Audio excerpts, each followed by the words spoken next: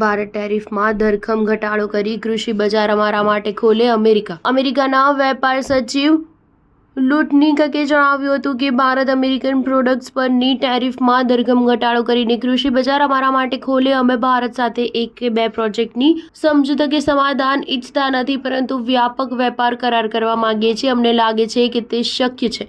ભારત દ્વારા ટેરિફમાં કરવામાં આવનારો ઘટાડો આ દિશાનું પગલું નિવડશે.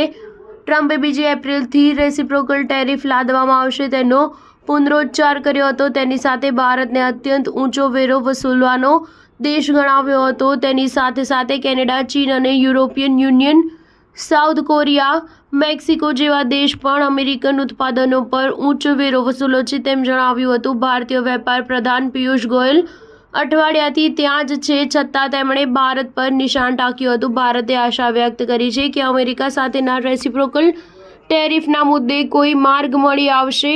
ટ્રમ્પે તાજેતરના સમયમાં ભારતને લઈને ત્રીજી વખત આ પ્રકારની વાત કહી છે. તેણે ભારતને ટેરિફ કિંગ ગણાવ્યો છે. જો કે દિલ્હી તરફથી મળતા સંકેતો એમ જણાવે છે કે કદાચ તે બીજી એપ્રિલ પહેલાં આ મુદ્દાનો ઉકેલ લાવી દેશે અથવા તો તેની અસરની ઘાતકા ઓછી કરી દેશે. ટ્રમ્પે જણાવ્યું હતું કે કેનેડા અમેરિકાની મિલ્ક પ્રોડક્ટ અને અન્ય ઉત્પાદનો પર 250% વેરો વસૂલે છે અને લાકડા પર પણ જંગી વેરો વસૂલે છે. અમારે તેની જરૂર નથી. અમારી પાસે તેના કરતાં વધારે લાકડા છે. ટ્રમ્પે જણાવ્યું હતું કે તેણે અત્યાર સુધી લાદેલા ટેરિફ તો ઘણા નાના અને નગણ્ય છે, પરંતુ બીજી એપ્રિલથી તે ભારત સહિત કેનેડા, મેક્સિકો, ચીન પર જબરજસ્ત ટેરિફ લાદવાના છે. તેઓ અમેરિકન પ્રોડક્ટ્સ પર જેટલા ટેરિફ લાદે છે તેટલા જ ટેરિફ તેના પર લાદવાના છે. સ્ટાર ન્યૂઝ 7 હંમેશા સચ્ચાઈની સાથે.